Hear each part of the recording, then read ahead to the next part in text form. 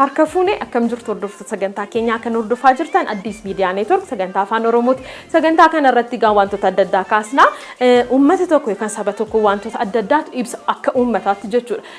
Aadaa fuudhaa fi heerumaa, aadaa uffannaa, aadaa nyaataa wantoota adda addaatu uummata tokko akka uummataatti akka ilaallu nu godha jechuudha. Egaa kana keessaa waan bal'aa ta'eef waan tokko irratti xiyyeeffannee asitti argamne kan argamu meelaalii faayaatti uffata aadaa Oromoo karaa adda addaatiin hojjettee bareechitee sirna adda addaatiif akka ta'u qopheessitii nuun jedhani ishee daawwachuuf as dhufe egaa ishee wajjin egaa turtii gabaabaa nan godha. Turtii kana keessatti egaa waan isheen baratte waan hojjette wantoota immoo hojii keessatti ishee mudatan ilaallaa jechuudha. Amma dhuma sagantaa keenyatti akka nu wajjin taatan affeerraa kooti.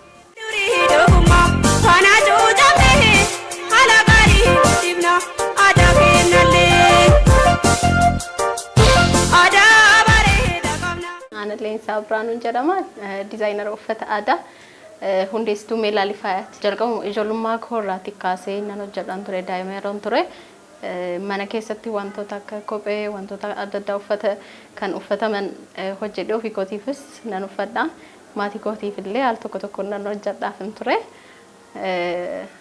Akka kana ittiin babal'atee as ga'a jedhee namni yaadillee hin jiru garuu hojjechuun waan na gammachiisu tureef hundumti yeroo sanatti baay'ee na ajaa'ibsiifatu yeroon hojjedhu maatii koo baay'een isaan galateeffadha.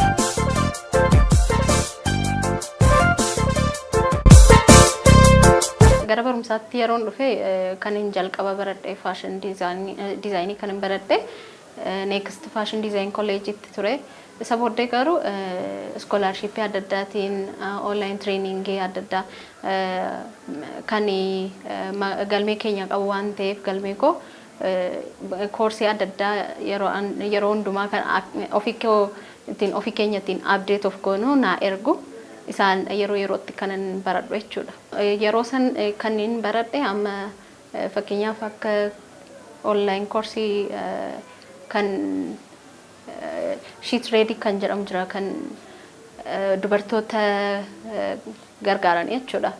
Dubartoota kan jajjabeessan isarraatiin yeroo baay'ee koorsii adda addaa naa kennanii nan baradha. Biyya Ruwaandaatti invite na godhanii achittis koorsii kan hin fudhadheen jira. Isa isaan of jabeessaa of update of gochaa hojjedha jechuudha yeroo hundumaa.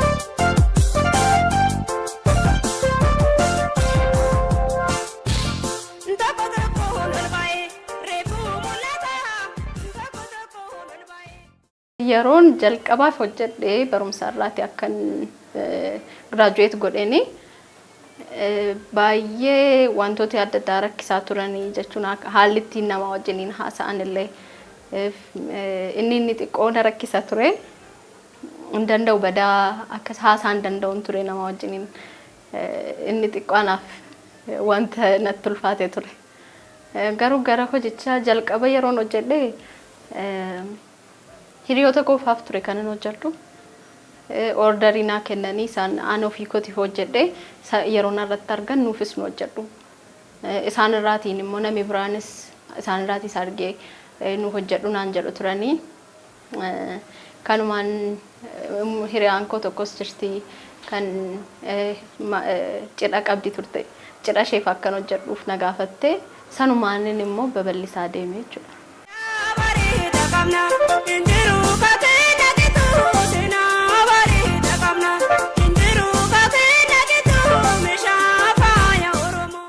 Ofii koo ture kan inni hojjedhu wanta hundumasaa carqii bituu irraatiin yookiin orderii godhadhee hojjechiisee fudhachuutiin isarraatiin kan hafe kan shammaan irraan kan hafe wanta baay'ee isaa kan inni hojjedhu ture.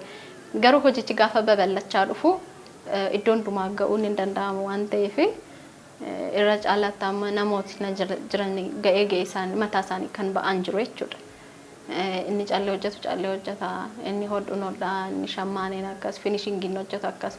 Kanaaf hojichi nama tokko duwwaa miti nama baay'ee barbaada. Organize gochuuf illee anadha kan irra caalaatti wanta baay'ee organize godhu. Diizaayinii isaarraati, diizaayinii anatu hojjeta. Diizaayiniiti immoo gara hojii isaatti gaafa darbamu isa booddee nama baay'ee bira ga'a jechuudha uffati sun.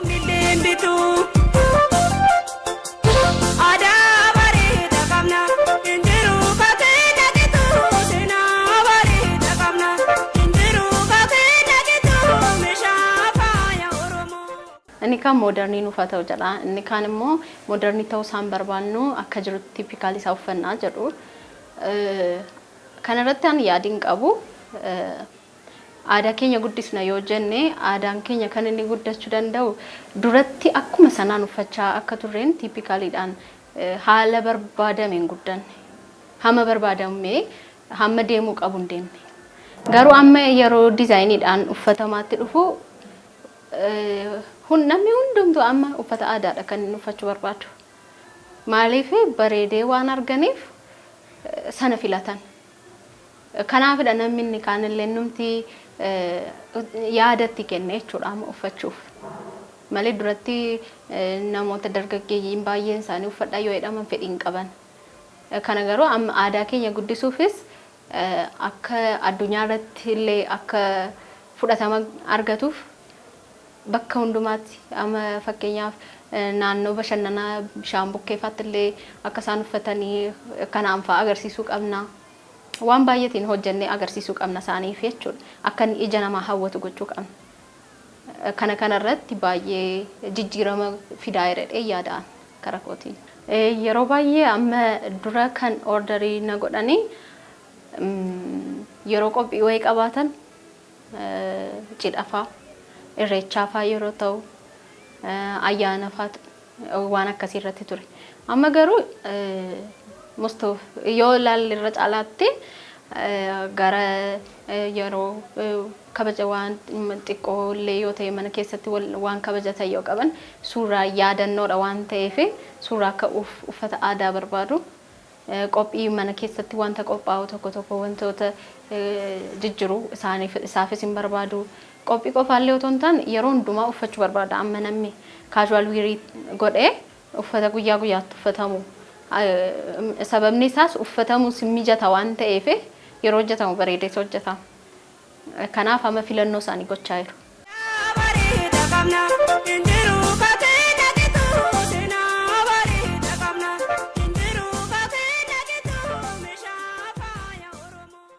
Hojii kana keessatti wanti cimaa jedhee ani ibsuu danda'u dhugaa dubbachuuf baay'een isaa waan akka amma dhiisutti nan geessisu garuu jaalala waan hin qabuuf hojichaaf baay'ee keessa koo yoo mannan dhiisallee nan dandeessisne yeroo baay'ee yaadeera garuu nan dandeessisne haala namni itti hubatu al tokko xiqqooshee namni keenya awarenessiin kana irratti qabu babal'achuu qaba haala hojii isaa irratti hammam akka nuun itti dadhabbiin ni qabu baruu qabu jedheen yaada ituu baraniitii kan jedhee wantan hawwu kanadha.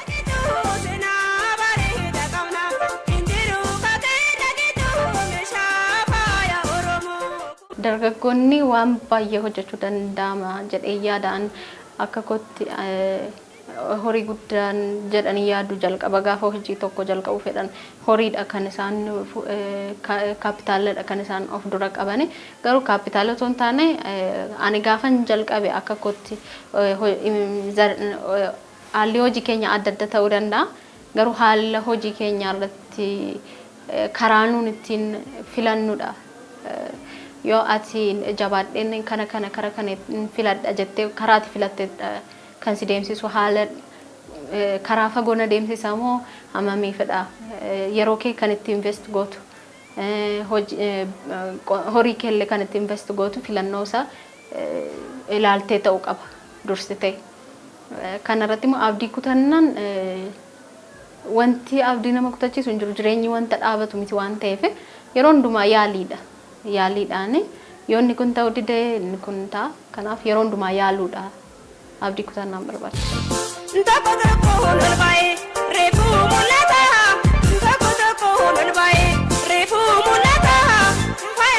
Dhuunfaatti amma gara fuulduraatti amma Noovembar isuma dhufaa jiru kanarratti Afrikaan Fashion Reception Itoophiyaa bakka bu'ee Dubaay irratti show sana nan agarsiisa. Fashion show kan uffata aadaa Oromoo meelaalee faayaatiin nan agarsiisa. Expo guddaa jira achirratti Dubaay irratti akkuma beekamu biyyoota adda addaa irraati addunyaa irraati gara sana dhaqu. carraa gaariidha jedhee yaada. Kana dura Xaaliyaan embaasii irratti Xaaliyaan embaasiitti agarsiiseera. Gaanaa embaasii irrattis Hub of Africa irratti present godheera. Uffata keenya kan isaan baay'ee jaallatan kalarii isaati. Kalarii isaa baay'ee isaan hawwata. Haala hojii isaa kalarii sanas ta'e haala diizaayinii isaas immoo akkuma kana ta'e baay'ee jaallatu. Ani deebiin irraati argadhe isaan irraati baay'ee maateriyaali isaa fi diizaayinii isaa wal simsiisee hojjechuu koo isa baay'ee ajaa'ibsiisatu baay'ee haala gaariitiin wantan arge.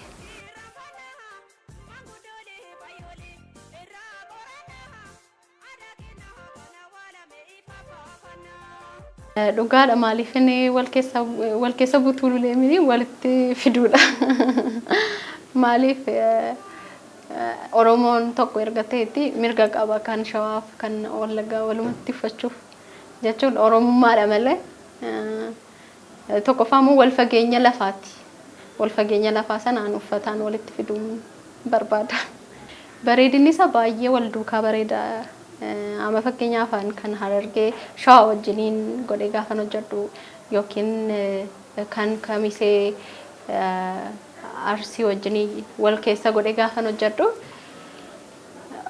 tokkuma waan ta'aniif wal simsiisuuf natti hin ulfaatu. Maaliif faayyinuun fayyadamnu wantootni adda addaa kalariitullee minaalbaata adda adda ta'uu danda'a malee haalli uffannaa keenya haalli jireenya keenya wal fakkaataadha. Kanaaf waan wal lolu natti fakkaatu wal simee waan wal duukaa miidhagu natti fakkaata.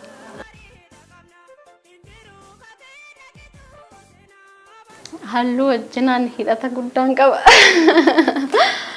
Halluu jechuun gammachuu keessa keenya jechuudha. Keessa keenya amma gaddallee kan ibsinu waan gurraachaan mitiira. Kanaaf keessi keenya yeroo hundumaa ifuusaa wanta keessa keenya jiru kan nuun baasnu kalariitiin.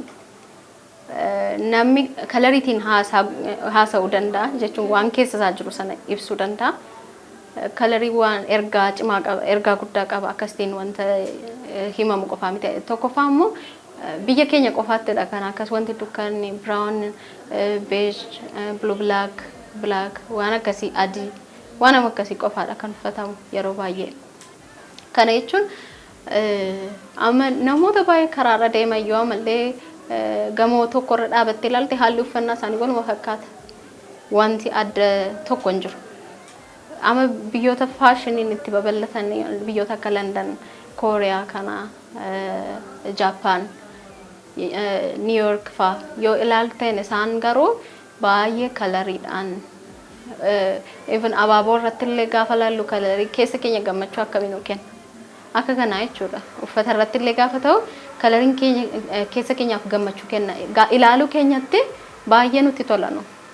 Amma fakkeenyaaf halluu keelloo jechuun halluu ergaansaas halluu gammachuuti, halluu abdiiti. Kuni baay'ee nuuf ituu ilaaluma keenyatti illee gammachuu qabna jechuudha keessa keenya. Gurraacha gaafa ta'u garuu maalla wanti namni yaadu gaddarra jiru wanta ifaan qabu wanta jechuun dukkana jechuudha gurraacha jechuun wanti akkas kalariin isaan dubbanne tokko namni tokko keessi isaa waan tokko numa dubbata. Isa dubbatu sana ifatti baasa jedhee.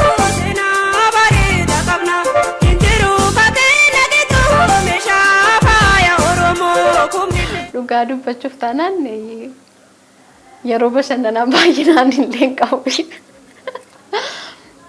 Hojiin kun baay'ee nama bashannansiisa akkuma mataa isaatti garuu yeroo boqonnaa yoon jedhee wayya. Yeroo boqonnaa yeroo tokko hojii makoorraatti haateen boqodha. Boqonnaa jechuun jalqaba irratti dhanni keenya boqochuu qaba bashannanaaf illee.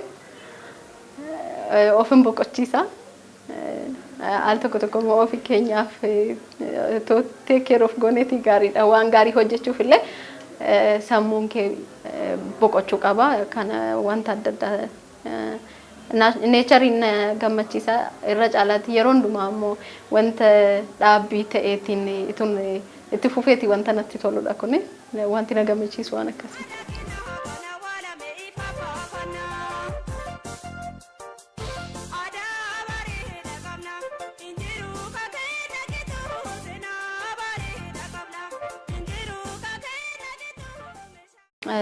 Ani personally karakootiin kan yaade meelaalifayaan hojii baay'ee turre eegama akkuma jettee namni baay'eenis wanta guddaa abdiitti gatee jira waan ta'eef meelaalifayaan gara fuulduraatti akkuma Coco faa akka Gucci, Versace biraandoota bebbeekamoo addunyaa kanarra jiran akkuma sana aadaa Oromoo qabate addunyaa irratti akka inni biraandii beekamaa guddaa tokko ta'u hawwiin koo kana malees immoo kan akkuma kan hojjetan diizaayineroota kan biraa wajjiniin gara fuulduraatti wanta baay'ee babal'isuuf gumii uummanni asooseeshiniidhaan hojjechaa jirra. Asooseeshinii keenya kanarratti waan baay'eedha kan nuti piroojeektii gurguddaa adda addaa qabna. Gara fuulduraattis wanta argitan ta'ee abdii qaba. Isarratti nuun kan nuun hojjennu diizaayineroota barumsa qaban, ekspiriiyaansii qaban isaanii wajjiniin walitti dhufne torba taaneetu amma kan nuun asooseeshinii kana hundeessine.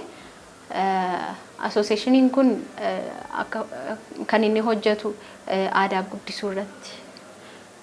Qophaa hojjechaa turre waan ta'eef duraanii isa qophaa sana fiigaa turre walitti finne haala cimaa ta'een wanta yeroo baay'attee hojjettu wanti baay'een salphata waan ta'eef isa mijeessuuf gara fuulduraatti kan biraan wantoota hojii baay'inaan hojjetaman faashin shoo adda addaa wantoota aadaa kana bal'isuu gurguddisuu danda'an waan akkasii irrattidha. Hojiis immoo akkuma kana gara fuulduraatti kan ta'uu danda'a jedhee yaadu nu jalatti illee kan hojii haala hojii dargaggeeyyiif haala ittiin oomnuun jiraata. Walii keenya wal gargaarreetudha waan ta'eef kan guddachuu qabnu. Amma nuun haala jirru irratti akka ofii keenyaatti dura cimuu qabna nama dargaggeeyyii warra kaaniin cimsuufi ofii keenyaatti amma wanti nuun irratti hojjechaa jirru jira. Akkuma kana immoo diizaayineroota kan biraas immoo akkuma keenya kan hojjetan invite gochaa jirra. Isaanis immoo nu wajjiniin hin hirmaatu jedheen abdii qaba. Kanarratti amma kan hojjetamaa jiru faashin shoon adda addaa wanta hojii baay'inaan hojjetaman isarratti walii wajjiniin taanee hojjechaa irra